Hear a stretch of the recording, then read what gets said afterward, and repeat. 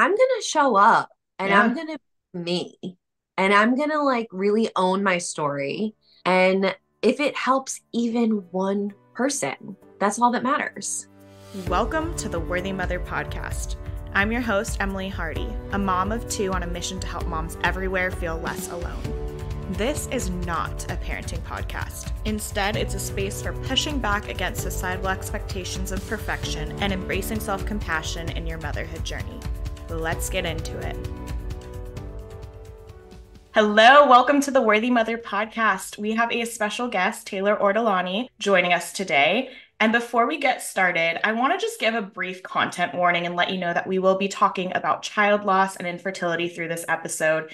In case you are not in a place to listen to that conversation, that's okay, but I just want to let you know. But if you are here to stick around, you are in for a conversation that I believe will undoubtedly touch your heart. I have been following Taylor on Instagram for quite a while now through her triplet pregnancy, the loss of two of her boys, raising her beautiful son Ryan, and just getting to see his growth as an adorable little kid, and so much more. And the way that Taylor speaks about her own grief and healing in such a vulnerable and honest way is so easy to connect to. And something that I really love about Taylor is how she shares about taking care of herself through it all. And I think as moms, and as moms dealing with just challenges in life, it can be easy to forget about that piece. And I love that she shares that so publicly and lets us all know that that is important too, regardless of what you're dealing with. It's important to be taking care of yourself. So, Taylor, welcome to the Worthy Mother podcast. I'm so happy to have you here. Can you just introduce yourself and share a little bit about your family, yourself, your motherhood story? Yeah. Well, thank you for having me. First of all, I am Taylor. I'm almost 35. I am the mother of one living child and three not living children.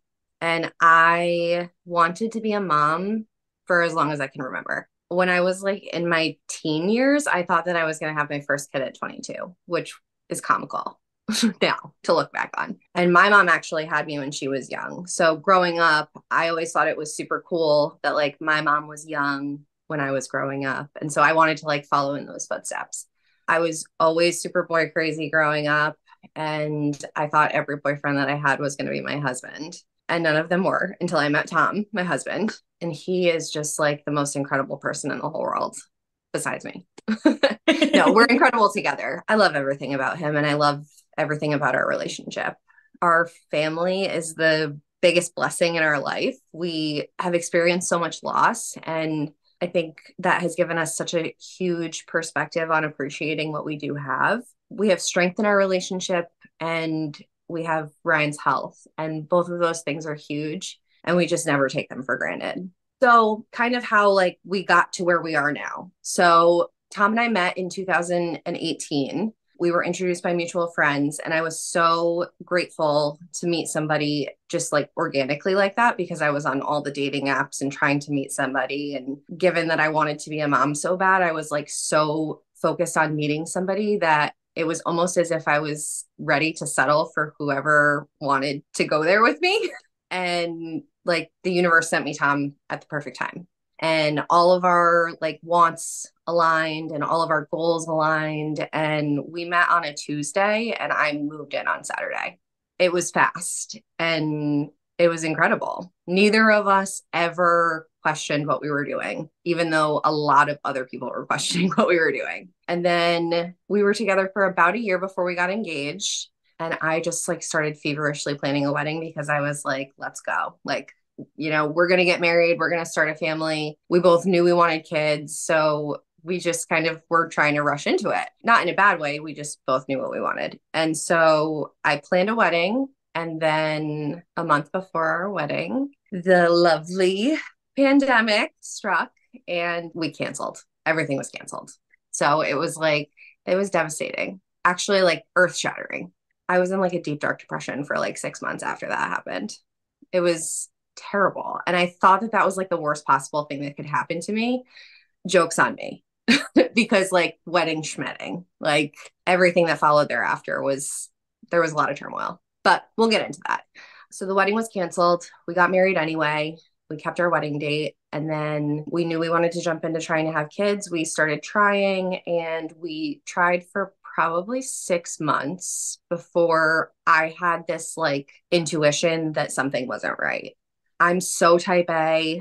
I learned every way to track everything. I knew everything that I could know about trying to get pregnant, I did know. And so after 6 months, I got really sneaky and I called a new OBGYN and I was like, I don't have an OBGYN. I just wanted to come in because we've been trying for a year. I was hoping we could get some testing done because it's like, I don't know, I hate the way that the healthcare system makes you like, oh, have you been Mhm. trying for a year? Like a year is a long time. That's a long time to be trying to get pregnant and not be successful. So I cut corners to try and, get there. So got in with that doctor. They sent for testing, came back that I had a low AMH, which is like your ovarian reserve. So the number of eggs that you have. And then Tom actually also had lower mobility and motility in his sperm. So all of those things combined got us like a fast pass to the fertility clinic.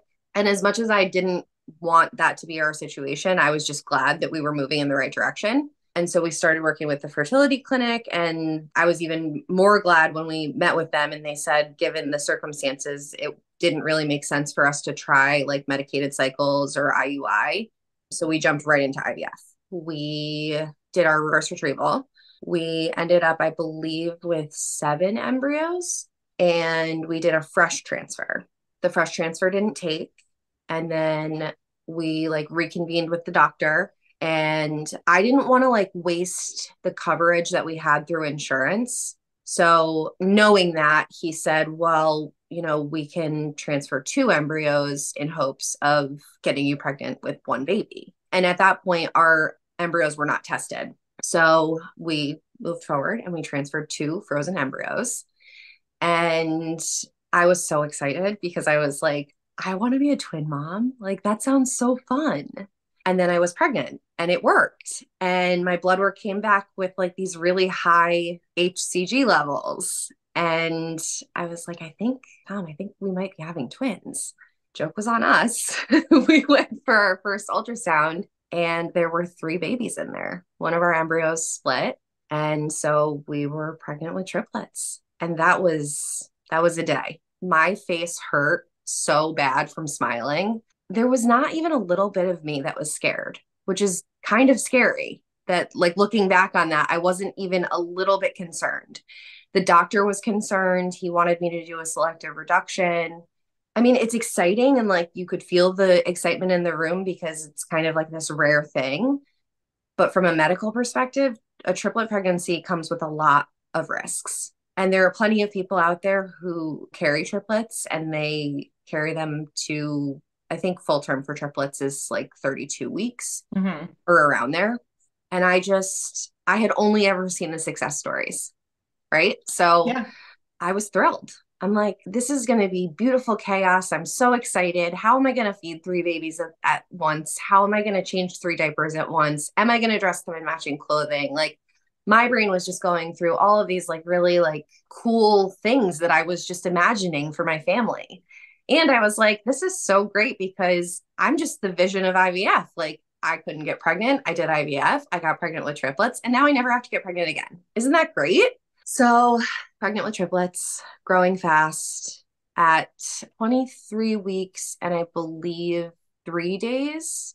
They were born at 23 and 6. And I was only in the hospital for a few days before they came. But my water broke at home in the middle of the night. I had no idea what was going on. I woke up in the middle of the night. I thought I had to pee. I went to the bathroom and like on my way to the bathroom, there was like water trickling down my leg. And I was like, this is weird.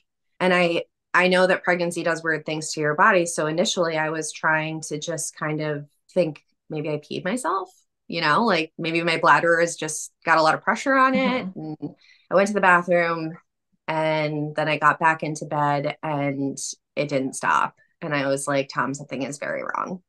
We drove to the hospital. They confirmed that I had PPROM, preterm premature rupture of membrane. So all my triplets were all in their own amniotic sacs. Mhm. They were try, Okay. 3 placentas, 3 amniotic sacs. which they said was best case scenario in the beginning of the pregnancy.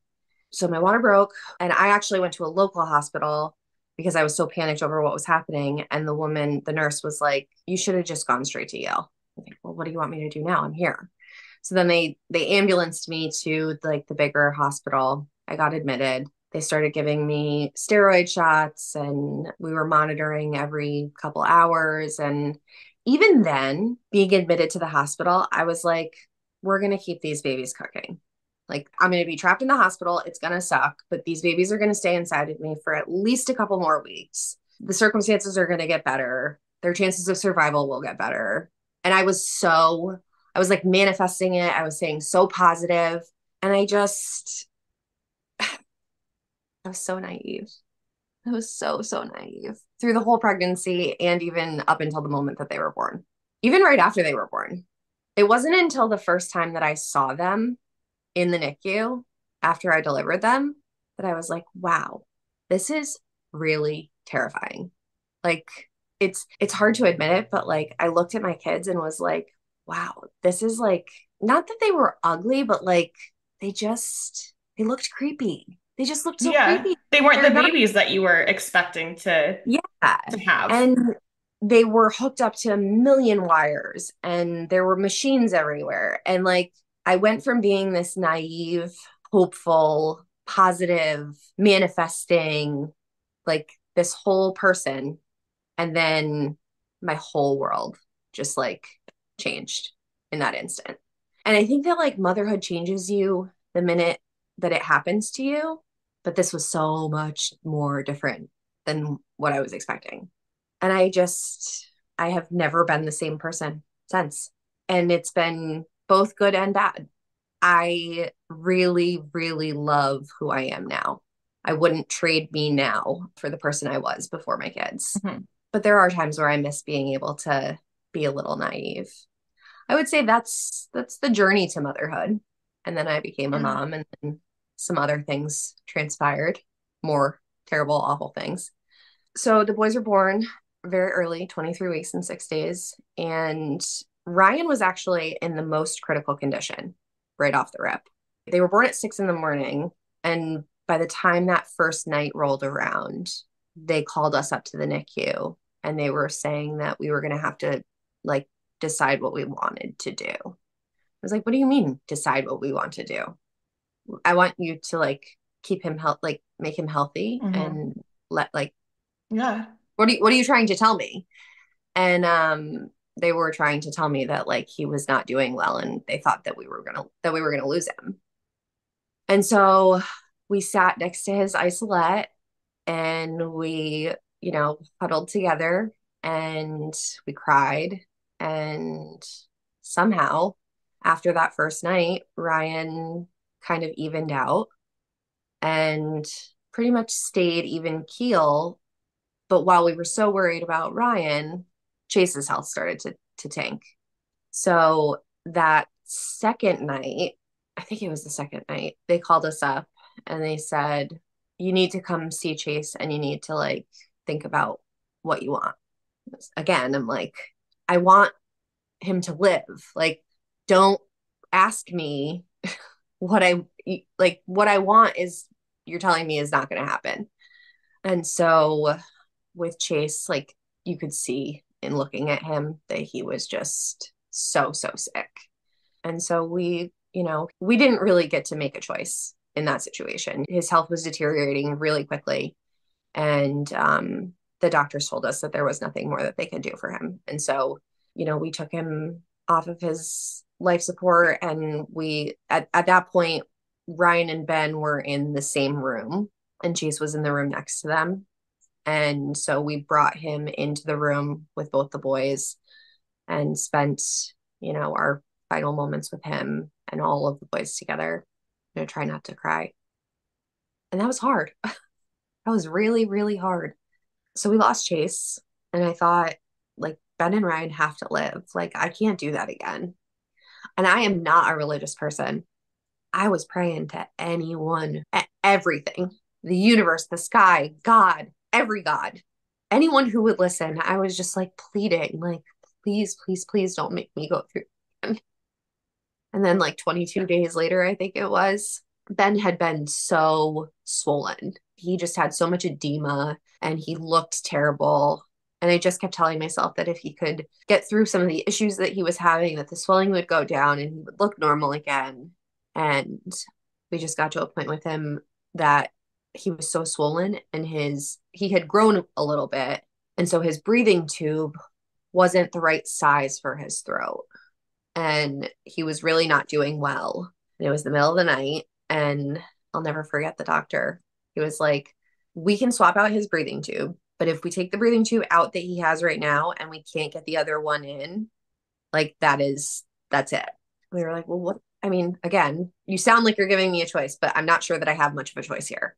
So we sat in the room while they very quietly and like the stoicism of these doctors and nurses when they're doing these like insanely delicate, intricate, serious things. It's like I could go on for hours about how like incredible I think that these neonatologists and the nursing staff, it's incredible what they do.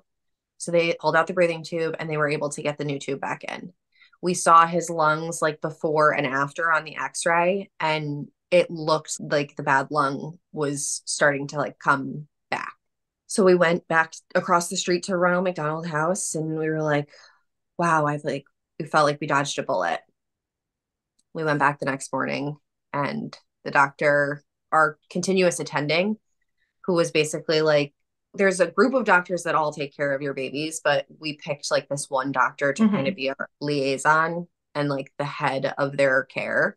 She was incredible. So she sat us down and she said, it's not good. She was like, I can keep him where he's at right now for, you know, not as long as we wanted, but at that point, after having lost Chase, they gave us the option, did we want to bring family in? And like we were still in COVID restrictions. So there were no visitors really allowed, but they were willing to make an exception for us. And we kind of just, we were like, no, like we don't need to like prolong this, which is Mm-hmm. like, I mean, you can't imagine, right? Like Yeah. even having lived through it, I can't imagine.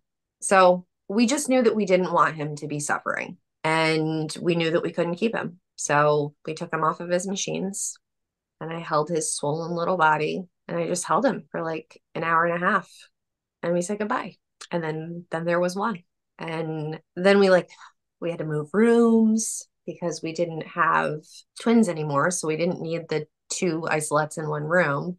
So we were then on our third room in the NICU. It was like musical chairs. We went to Ronald McDonald's house after we lost Ben, rested, came back the next day.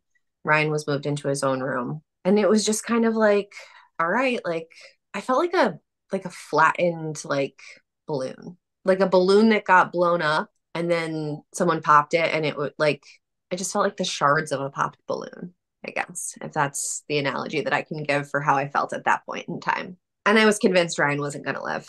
I was convinced we were going to go home with no children, but he did. He lived and he fought, man. He fought so hard to live. He fought through learning to breathe. He fought through necrotizing enterocolitis. Like they had to take out part of his small intestines. He was this big and they sent him off to an operating room to take out part of his intestines, which I can only imagine were the size of like dental floss. Again, these medical professionals who perform these procedures, it's just my mind is just blown by them. And then his eyes, he was diagnosed with the retinopathy of prematurity. And so that was its whole thing. We spent 163 days in the NICU with Ryan until we finally got to come home. And that was the best day, the absolute best day. I think to date, it is the best day of my life.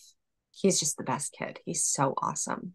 He's blind and he is so developmentally delayed. He's 2.5 years old. He doesn't talk. He can't stand on his own yet, but he is just little by little by little. It's like every time you think, is he ever going to do that? He's like, yeah, I'm going to do it and I'm going to do it well. So he's amazing. And we're very, very lucky to have him. Taylor, thank you so much for sharing your story with us. And there's a few different things I just want to say in response to hearing your story just told like that.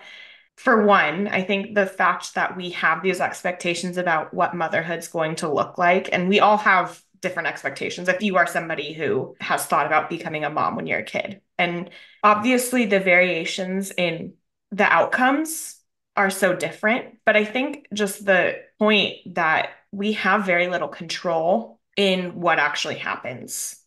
Zero control. Yeah, it's just like we can do the parenting thing the way that we think we're going to be able to do it. Like there's little decisions we can make, but really overall, there's no control over it. And I think, yes, in your story, that's like so evident in such massive ways. But for any mother, we can't know what to expect from our kids. We can't know what to expect from ourselves, how we're going to handle situations. There's challenging situations in parenting, in being a mother. And so, it really hits you with your story, right? It hits you that, like, yes, there's no control here. And that doesn't mean like we just give up, but it's knowing that we can't hold ourselves to some expectation that it's going to go exactly the way that we thought and then blame ourselves when any little thing doesn't because we don't have control. Yeah. And then the second thing I just want to say is these conversations, and I want to be clear that it's not the responsibility of people who have lived this to tell their story if that's not what they feel called to do, if that's not helpful to them. Yeah. But these conversations and just the real, like, this is what happened, this is what I experienced, I still can't even wrap my mind around it. Like, we're not exposed to that. And there's a lot of consequences to that, right? Like, if we don't know the possibilities or the realness behind these stories, we don't know that it's even possible for ourselves. And I just think that's like, it's so important to have people sharing their stories so that we can understand, like, life is out of our control. Like it really is. And I I just, agree more. And not to interrupt you, but when I got pregnant with the boys, I started following all of these accounts of moms who had triplets on mhm, Instagram. And I saw this life that I thought was going to be what mine would look like. And it looked so good. They were making it look so good. And then that wasn't my story. And if I had searched the hashtag triplet pregnancy and I had maybe seen somebody who had premature triplets or had shared their NICU time more real mhm. and raw, if I had had those things to reference, I think it would have been a lot more helpful for me in my pregnancy to not be so naive. And the doctors can tell you until they're blue in the face that, this percentage and this is dangerous and you're at risk for this and all of those things. But that's not as impactful as seeing someone go through it. Yeah. You can listen to the statistics, but you don't, I personally didn't ever believe that I was going to be a statistic, right? Yeah. Because looking at mom after mom after mom who had healthy triplets who were, 1 and 3 and 5, and they were all running around and playing together. And I don't know.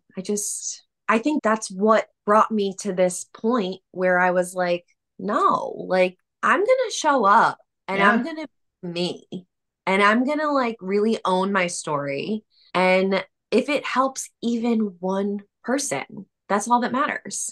And to be honest with you, I'm that one person. It helps me. It helps me to share my story. So, check, I've helped one person. And I know that I'm helping other people too. I know that when people find me or are, steered to me, I know that there are people who I get to touch their lives, I get to touch their hearts, and I get to help them, embrace just the realness of life.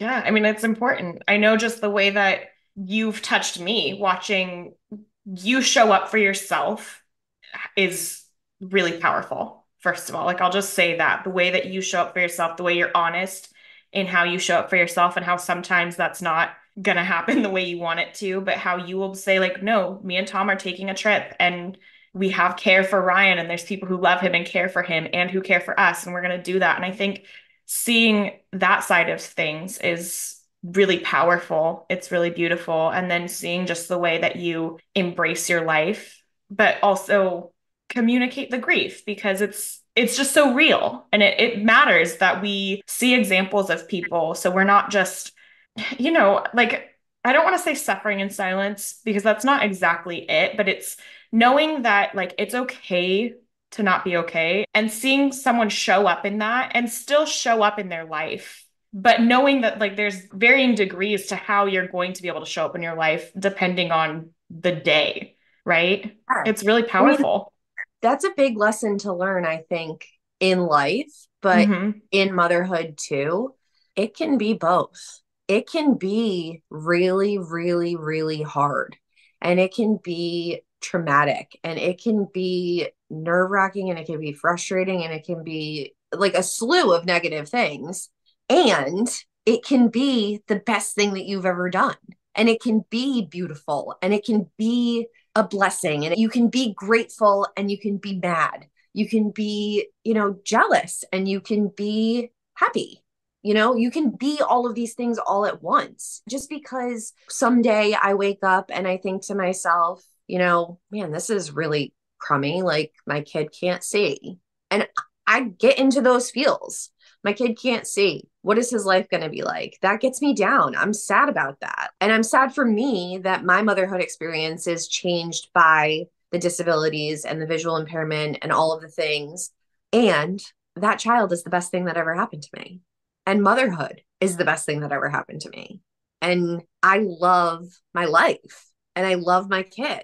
And I'm bummed that he can't see. And I'm both of those things equally together all at once. And it's okay to be both or many things all at once. And for another mom who may be dealing with those like contradictory feelings and emotions and thoughts that feel like there's something wrong with me for feeling negatively about any part of this when like I should be grateful. I think to hear Yeah. you speak about your life with such gratitude and also share the struggles and share the like really crappy points. Like how huge to just release some of that pressure to feel like we need to be okay all the time. Yeah.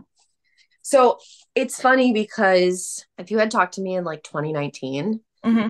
I was like obsessed with influencer culture. Like I wanted to be an influencer in 2019. If you had asked me what my dream job was. And so like I had, I don't know, maybe like 500 followers and they were all like friends and family. And I was trying to grow my following, but I was trying to do that and I'm in a sweatshirt and sweatpants right now. I'm not a fashion girl. You know what I mean? Like I don't like a full face of makeup. I'm not a beauty girl, and my home is full of knickknacks and things that drive me crazy. I'm not a home, influencer. So it was like I was trying to find my place in that sphere. And then I came to this realization once I actually stopped trying so hard Hmm. that like maybe maybe I am an influencer by like technical standards, but the thing that I want to influence people on is loving themselves as they are. I don't need to be a fashion girly. I don't need to be a beauty girly. I don't need to have an aesthetic. I actually just added to like my bio on Instagram. It's like you can still be cool if you don't have an aesthetic. Everybody talks about an aesthetic. It's like, okay, my aesthetic is 35-year-old mom who's confused about how I got here. Is that an aesthetic? Because that's mine. I don't know. That's just where I'm at.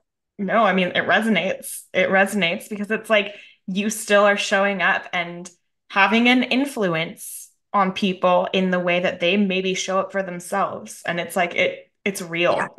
It's real. Yeah. It doesn't have Don't to get be me some, wrong. I love to share a new pair of shoes yeah. or, like this sweatshirt is so comfortable. Like if you're in the market for a sweatshirt, maybe this is the one that you want. Like I still share things, but sharing my life and Hmm. sharing my moods and my feelings and my experiences, there's just so much value in that. And I see my own value now in a way that I never saw it before. And that's like I want that for everyone because it feels good. It feels good to like not shame yourself. It feels good Yeah. to not feel guilty for taking care of yourself. It's a hard hump to get over to like get to that point where you're like, okay, I'm going to go do something for myself and I'm not going to feel bad about it because I still sometimes feel bad. But for the most part, I feel like I'm important. You know what I mean? Like Yeah. and you're important. And every person who's with me on this journey, like you're important. It's important that you take care of yourself because there's people who need you, and you can't be anything for anyone until you're something for yourself. You say that you feel like you value yourself more and you see your value. You see like what you bring to the table. Was it your experience, do you feel like, that kind of got you there, what you went through? Like, how do you feel like everything you've been through has changed? I guess your relationship with shame, even. Yeah. Um, Definitely my experiences have gotten me here. There's no, I mean, I'm busy with like this kiddo who needs me, and Hmm. there's no space for it, you know? Like Yeah. I think about all of the things that I have on my plate, and I wanted to like cut some fat from that. And why not cut the things that don't serve me? You know, shame doesn't serve me, guilt doesn't serve me. You know, beating myself up and I don't know, like being me and owning who I am, it serves me. And I think that I can't go back in time and undo the things that have happened. I can't change my experiences. Hmm. There are parts of me that I like less because of the experiences that I've had. For example, I'm way more negative. I'm very pessimistic. I'm very hesitant to be positive. And I do wish sometimes that I had more of a capacity to be more hopeful.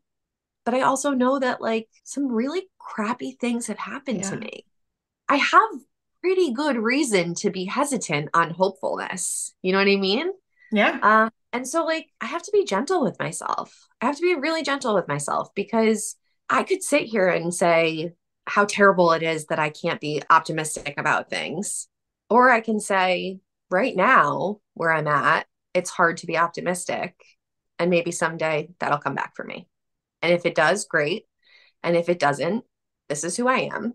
Hmm. And I'm not hurting anybody by protecting my heart in that way. You know what I mean? Yeah. And I think that that's my own set of like rules is like if I'm not hurting anybody by being who I am, then I'm going to keep doing that. Yeah. It's almost like the obviousness of the struggle has allowed you to have the self-compassion. Like to Yeah. know like I can be compassionate with myself even if I don't love that I'm having a hard time being optimistic. I know why that is, and so I can be compassionate with myself. And that's an important message, right? That like we can be Yeah. self-compassionate with ourselves even if the reason why we might be acting a certain way or feeling a certain way isn't so in your face, right? It's like Yeah. we can have self-compassion. We don't have to love the thing about us. It doesn't have to be our Yep. favorite part, like, oh, I've changed so much. And the best part is that I'm more of a pessimist. But you can acknowledge, like, that has come from my experience and I'm strong and I'm protecting myself and like I have compassion there. And Yeah. whether that changes or not, there's a sense of acceptance, which is really beautiful. Yeah. I mean, therapy has also been a really huge factor for Yeah. me. I started therapy a long time ago. And then I kind of like dropped out of it a little bit. And then I want to say in the early stages of Tom and I dating, I got back into it and I started with the therapist that I'm with right now. We've been together, happily together for, 5 years now. But that's like a non-negotiable for me. I am getting on the phone and talking to my therapist once a week, come hell or high water. And sometimes I'm chatting about how annoyed I am with the weather. Sometimes I'm talking about the vacuum cleaner not working the right way. Sometimes I'm talking about all of the other really like hard and deep stuff. It's just carving out that hour every week to talk to somebody who validates me. I think that that plays a huge part in my ability to Hmm. be compassionate for myself as well, because she's so good at being compassionate towards me. Like I model the way that I treat myself almost after the way that she treats me. Yeah, you have that like that model of like listening to yourself, I guess even, right? Like Yeah. it's like just holding that space. And when you know someone else is holding that space for you, it does make a difference then in how you can accept the holding of space for yourself. Something that I have been thinking a lot about in my own experience raising two boys. My boys are 5 and 3. So they're little and they're doing their thing. And both at this point, I would say they're neurotypical or appear to be, it's hard to, we don't know how our children are going to continue to develop. We don't know the situations that they're going to be in, but raising them and seeing them enter school and doing all these things. And coming from a background as somebody who was an elementary school teacher, just kind of piecing together the ways that we hold our children to these standards of existing. In school, it's like literally grade level standards, but the way we talk about milestones for babies, all these different things. And I think it really ties in with then how we see ourselves as parents, how we see ourselves as moms. That's a really interesting kind of rabbit hole to go down. How if your kid's not meeting a milestone, and then it's like, well, what could I be doing better? And it's just kind of this toxic culture that I see. And I'm curious, as somebody who is raising a child who has multiple disabilities and who really, like, from the get-go, right, as like a 23-week premature baby, your mind was on survival with him. It wasn't hitting, oh, we got to make sure you hit your 2-month milestones, right? I'm Mhm. curious if that's something that either has impacted you, this kind of culture of milestones and standards for our kids, or if it's something that you have any thoughts on as somebody who can't really be in that mind space, right? It's just different. Yeah.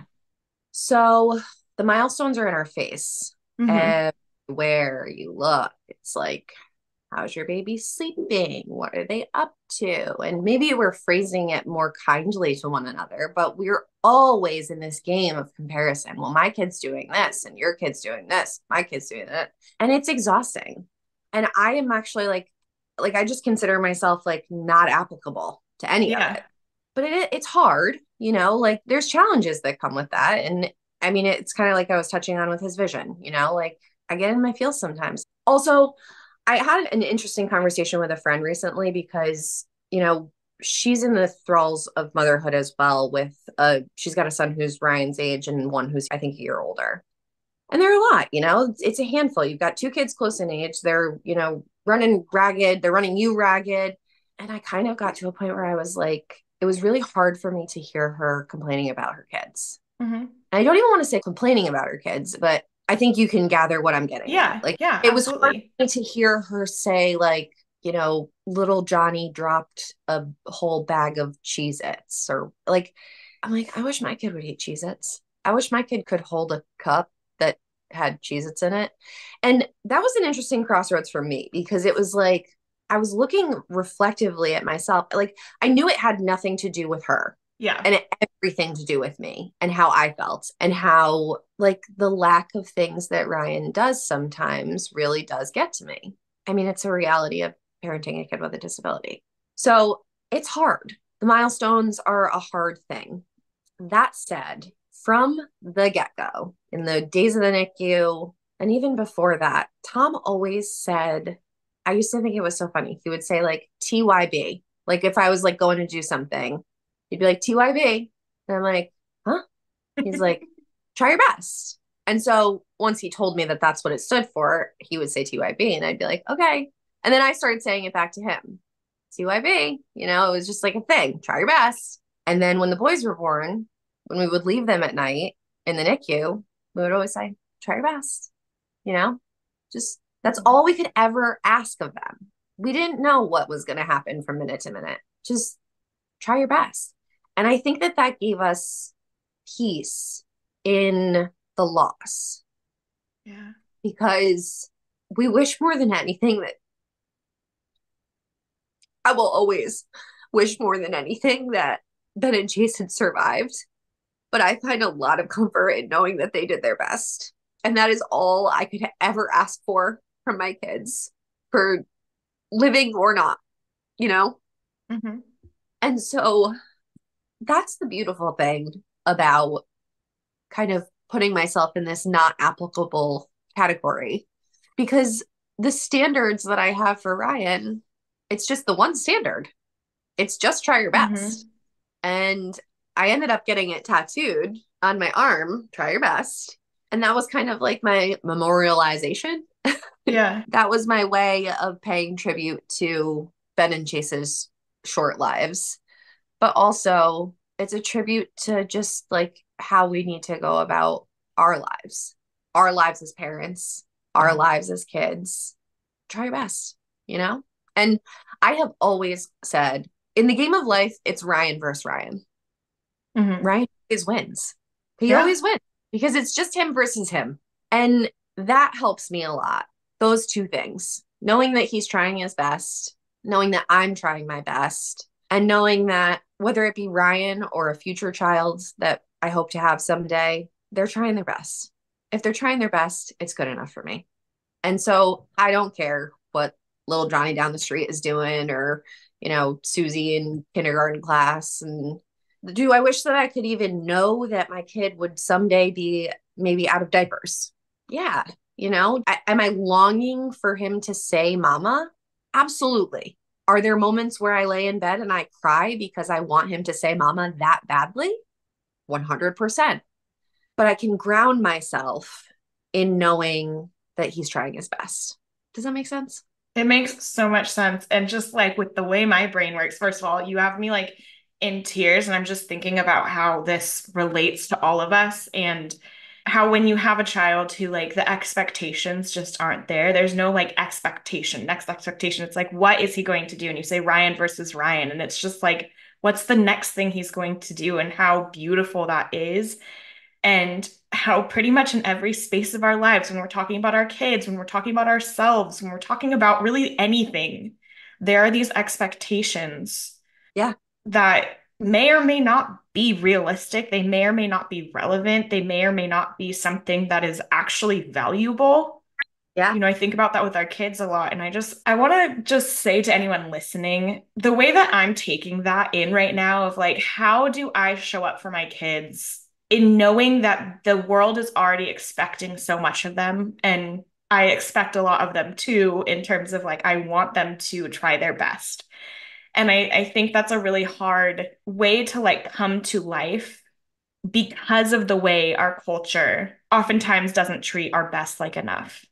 It Mm-hmm. tells us it's not enough. And I don't know, it's like a knife in the chest a little bit, realizing that and realizing how important that is to acknowledge that for our kids and acknowledge it for ourselves. Like that's what I talk about here is Yeah. that we have to have the grace. We have to have the self-compassion to not always be meeting these standards of perfection that are just quite frankly ridiculous. And if you're doing your best and knowing that like your best is going to look different on different days, like it's not Absolutely. about like always performing at your top level. It's about showing up the way you can Mm-hmm. or not showing up because you can't. Like Yeah. there's nothing wrong with that. Yeah. Some days the best I have is putting my feet on the ground, Mm-hmm. getting out of bed and putting my feet on the ground. Some days that is all I can do. And that's enough. On those days, that's enough. I think that that's largely in part of because of all of the things that I've been through. Mm-hmm. Right. So, like, I give myself grace.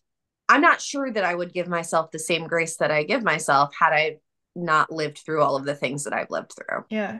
I'm not sure that I would be able to do that because of like what you're explaining with what the world around us does to us. And so I don't really love silver linings from like, well, this good came from this bad. Cause like, no, the bad just sucked. Mm-hmm. But that said, I think that the circumstances and the things that I've gone through have given me that ability, and it's something I wouldn't trade for the world. And Ryan has made me this like incredible mom who just being a good mom is not about what you do for your kids. It's about like the example that you set for them.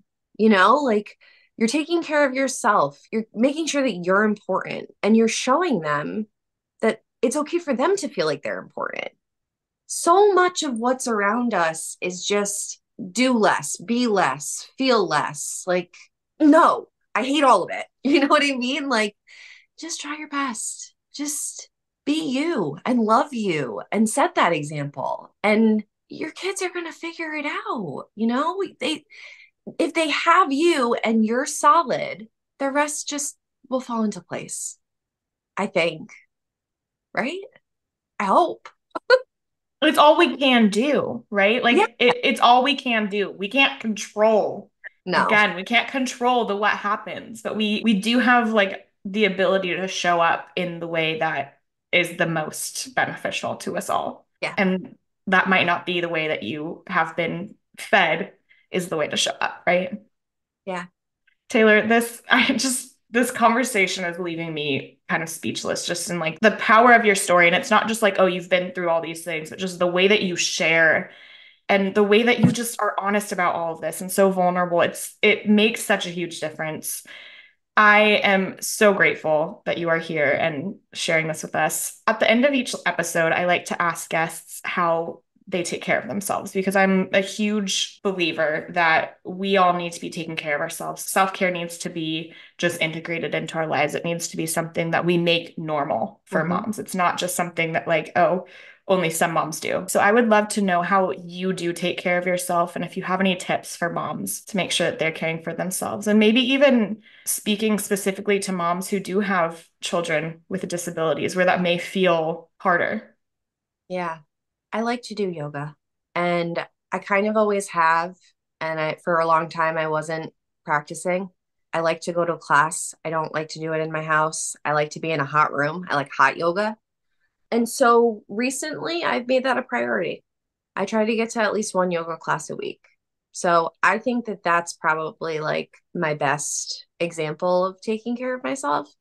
But it's also like largely in the little things. Mhm. Self-care is really a privilege. And it's a privilege that I'm really grateful to have.